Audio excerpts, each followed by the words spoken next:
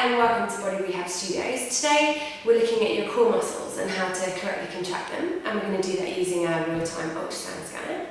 So in our bodies we've got 3 layers of abdominal muscles. You've got your rectus abdominis, which is the outer layer, and that's your six-pack type muscle.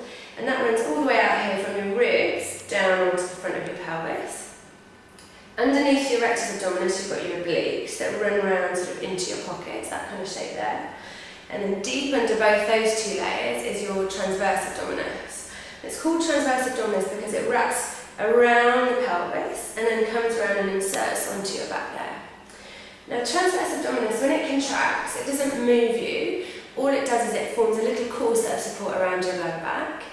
And the research shows us that muscle is really important. If before we go to lift something or move our arm, that muscle should come on to hold your back and protect it.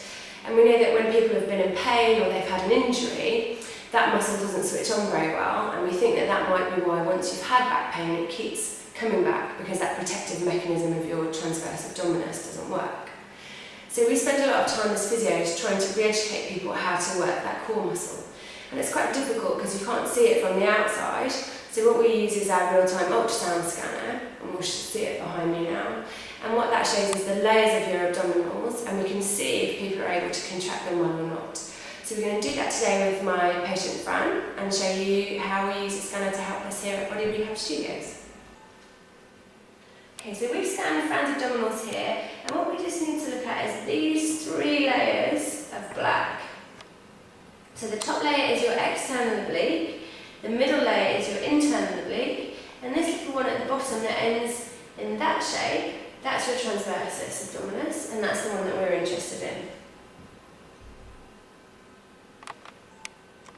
Okay, so Fran, if you can do a nice core contraction for me.